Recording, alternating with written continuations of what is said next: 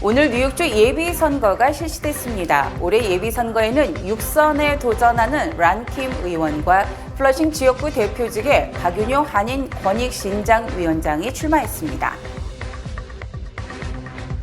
미국 시민권자가 아닌 영주권자에게 투표권을 주기로 한 뉴욕시 조례가 미국 헌법에 위배된다는 판결이 내려졌습니다. 텍사스주 샌안토니오 인근 국경지대에 버려진 대형 트레일러에서 무려 46명의 미립국자가 숨진 채 발견됐습니다.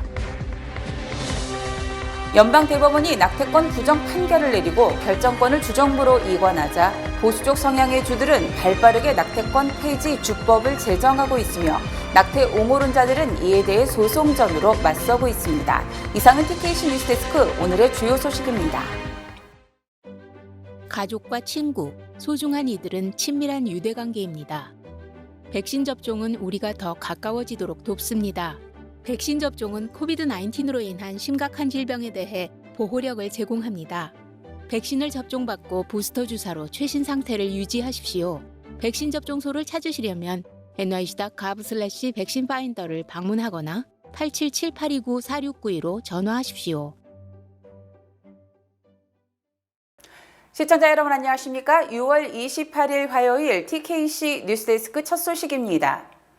오늘 뉴욕주 예비선거가 실시됐습니다. 올해 예비선거에는 6선에 도전하는 란킴 의원과 플러싱 지역구 대표직의 박윤용 한인 권익신장위원장이 출마했습니다. 이번 예비선거에 출마하는 주요 한인 후보로는 6선에 도전하는 란킴 주 하원 의원과 65선거구 주 하원 의원에 도전하는 그레이스 리 후보, 그리고 박윤용 한인 권익신장위원장이 뉴욕주 하원 25선거구 지역구 대표와 판사 선출위원으로 출마했습니다. 박윤용 후보는 선거구가 재조정되면서 잔리우 뉴욕주 상원 의원의 권유로 25선거구 지역구 대표와 판사 선출위원으로 출마하게 됐다고 말했습니다. 플러싱에 이사 온 지 한 6년 됐습니다. 그래서 마침 지역구도 바뀌고 또 우리 다른 지역 정치인들, 세네터 잔 루나 다른 분들 우리도 같이 우리가 서로 결국은 누가 뭐가 힘 있는 자리에 가야지 우리 목소리를 낼 수 있고, 특히 이 주디셜 커뮤니티라든가 디스트릭트 리더는 또 다른 또 이런 목소리를 낼 수 있습니다. 그래서 한인 다른 후보들한테 좋은 기회가 될 것 같아서 이렇게 출마했습니다. 박 후보는 이날 주 하원 25선거구 관할 투표소를 방문하며 유권자들의 한 표를 호소했습니다. 한인 후보들 또 한인들의 목소리 또 한인들의 그 판사 후보 같은 그런 분들을 잘 발굴해서 자꾸 이렇게 주류 사회에 진출하도록 추천할 계획입니다.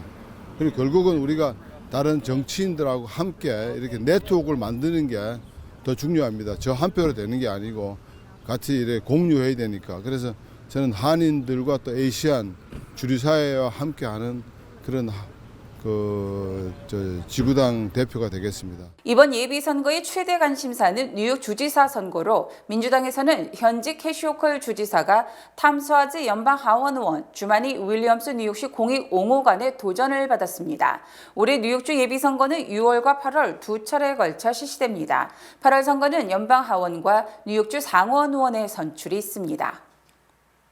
미국 시민권자가 아닌 영주권자에게 투표권을 주기로 한 뉴욕시 조례가 미국 헌법에 위배된다는 판결이 내려졌습니다. 스테이튼 아일랜드 지방법원은 어제 뉴욕시에 30일 이상 거주한 영주권자와 합법 체류 비자 소지자에게 뉴욕시 지방선거 투표권을 부여하는 뉴욕시 조례는 위헌이라고 판결했습니다. 재판부는 뉴욕시 조례는 시민권자에게만 투표권을 부여하고 있는 미국 헌법에 부합하지 않으며, 만약 비시민권자에게 투표권을 부여하려면 주민투표 등의 절차를 거쳐야 한다고 밝혔습니다. 이 판결은 민주당이 장악한 뉴욕시 의회가 지난해 12월 영주권자와 합법 체류 비자 소지자에게 뉴욕시장, 보로장, 뉴욕시 의원 등 뉴욕시 단위의 지방선거에서 투표권을 행사할 수 있는 조례를 제정하자 공화당 의원들이 효력 중단 소송을 한 데 따른 것입니다. 당초 이 조례로 인해 약 80만 명의 영주권자 등이 투표권을 받게 될 것으로 예상이 돼 지방선거에 엄청난 영향을 미칠 것으로 전망됐으나 무리한 조례라는 지적이 잇따랐고 결국 법원에 제동이 걸린 것입니다. 텍사스주 샌안토니오 인근 국경지대에 버려진 대형 트레일러에서 무려 46명의 미립국자가 숨진 채 발견됐습니다. 샌안토니오 경찰은 어제 오후 샌안토니오 남서부 외곽 국경지대의 숲을 옆에 주차돼 있던 대형 트레일러 안에서 시신 46구가 발견됐다고 밝혔습니다. 또 어린이 4명을 포함한 16명은 다행히 생존한 채 발견이 됐으나 심각한 탈수 증세를 보여 병원으로 후송됐습니다. 경찰은 섭씨 40도가 넘는 폭염 속에서 대형 트레일러 속에서 질식돼 사망한 것으로 추정이 된다고 밝혔습니다. 샌안토니오에서는 지난 2017년에도 한 트럭에서 미립국자 10명이 숨진 채 발견됐고 2003년에는 트레일러에서 19명이 숨진 채 발견됐었습니다. 한편 그레그 에버 텍사스 주지사는 이번 참사는 국경을 개방한 바이든 대통령의 책임이라며 친이민 정책을 비난했습니다.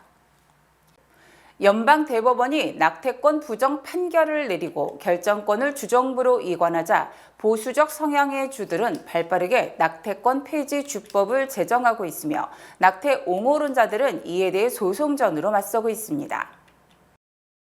루이지애나주 뉴올리언스 지방법원은 어제 루이지애나 트리거 조항에 근거해 낙태 금지법을 시행하는 것을 일시적으로 중단하라고 명령했습니다. 이는 낙태 옹호단체가 주정부가 낙태 금지법을 시행하려 하자 법이 언제부터 효력을 내고 정확히 어떤 행위가 금지되는지 불분명하다며 시행 중단을 요청했기 때문입니다. 대표적인 보수적인 주로 알려진 유타주에서도 주 법원이 트리거 조항에 따라 사실상 낙태 전면 금지가 발효되는 것을 14일간 잠정 중단한다는 명령이 내려졌습니다. 또 플로리다주 낙태 옹호단체도 지난 26일 임신 15주 이후 낙태를 금지한 주법의 시행을 막아달라는 소송을 제기했고 대법원 판결 다음 날인 25일에는 애리조나주 시민단체가 낙태 금지법 시행 중단 소송을 냈습니다. 오하이오주도 임신 6주 이후 낙태를 금지한 트리거 조항의 발효에 반대해 소송이 제기되는 등 낙태 금지를 즉각 시행하려는 주에서 소송이 본물을 이루고 있습니다. 낸시 펠로시 연방 하원 의장이 연방 차원에서 낙태권을 보장하는 법률 제정을 추진하고 있지만 의석 구조상 입법화가 힘들 것으로 전망됩니다. 낸시 펠로시 연방 하원 의장은 27일 민주당 의원들에게 보낸 서한에서 대법원이 폐기한 낙태 합법화 판결을 조문화해서 낙태권 보장을 위한 법안 제정을 검토하고 있다고 밝혔습니다. 펠로시 의장은 낙태가 합법인 다른 주에서 낙태 시술을 받는 것을 차단하기 위해 여성이 전국을 여행할 수 있도록 명시하고 앱 등에 저장된 임신 출산 관련 건강 정보를 수집해 3자에게 배포하는 것을 금지하는 방안 등을 마련 중이라고 설명했습니다. 펠로시 의장은 또 토마스 클래런스 대법원장이 피임과 동성 결혼, 동성 성관계에 관한 판결도 재검토가 필요하다고 밝혔기 때문에 이 같은 권리를 법안으로 제정해 권리가 박탈당하는 것을 막을 것이라고 강조했습니다. 하지만 민주당은 연방 하원에서 다수당을 차지해 하원에서는 관련 법안이 통과되겠지만 상원은 민주공화 동수인 상황에서 최소 60표를 얻어야 되기 때문에 입법 작업은 무산될 것이 확실시됩니다. 이처럼 입법화가 사실상 불가능함에도 펠로시 의장이 이에 추진을 발표한 것은 오는 11월 중간선거에서 이 문제를 핵심 이슈로 만들기 위한 전략으로 풀이됩니다.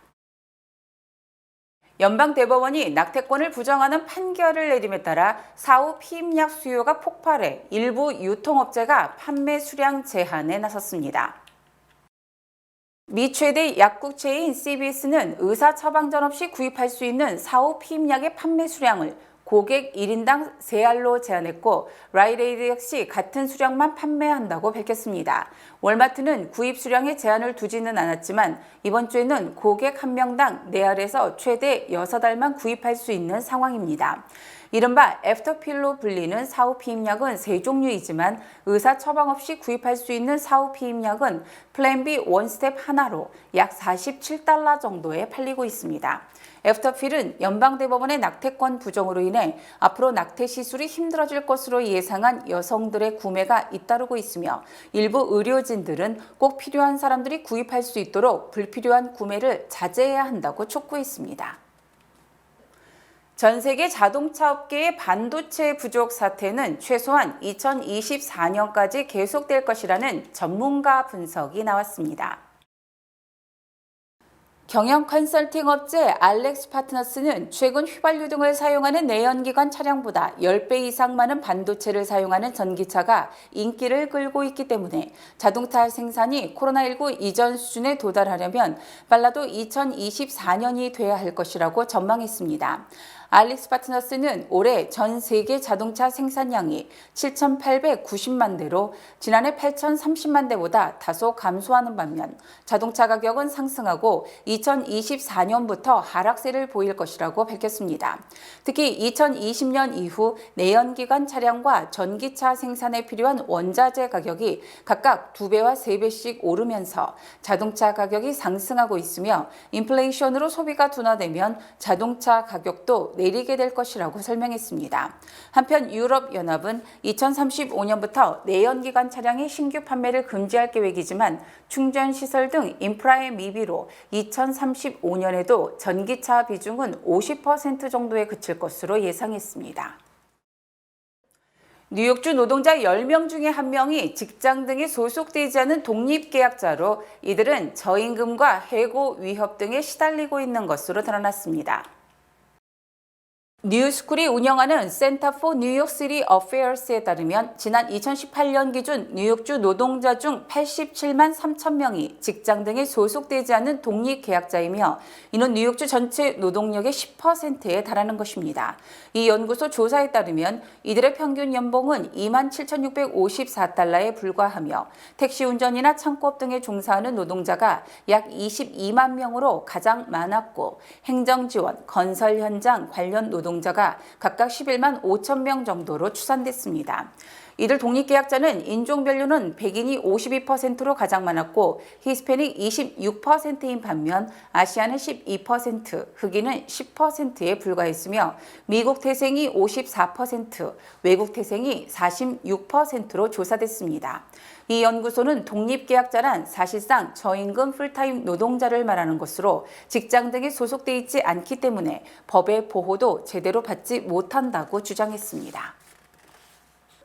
러시아군이 우크라이나 한 쇼핑센터를 미사일로 공격해 20명 가까이 숨지고 수십 명이 다쳤습니다. 러시아가 폭격할 당시에 쇼핑센터 안에는 사람들이 1,000명 넘게 있었던 것으로 전해졌습니다. 안상우 기자입니다. 새빨간 화염이 집어삼킨 쇼핑센터 건물에서 검은 연기가 뿜어져 나옵니다. 우크라이나 폴타바주 크레멘추크시에 위치한 이 쇼핑센터에 러시아군의 미사일 공습이 이뤄진 건 현지 시간 어제 오후. 당시 쇼핑센터 안에는 1,000명 넘는 민간인들이 있었는데 지금까지 18명이 숨지고 59명이 크게 다친 걸로 파악됐습니다. Людей обгоревших, оборваны в крови полностью, там девочка якась падала, мы ее поднимали, выносили, тянули эту девочку, она падала, сознание теряла. 우크라이나는 쇼핑센터를 폭격한 건 러시아의 장거리 전략 폭격기라고 밝혔습니다. 특히 정밀 타격이 가능한 순항 미사일로 민간 시설을 노렸다며 러시아를 세계 최대 테러 단체라고 규탄했습니다. На землю. І це не помилкове попадання ракет, це прорахований російський удар саме у цей торговельний центр.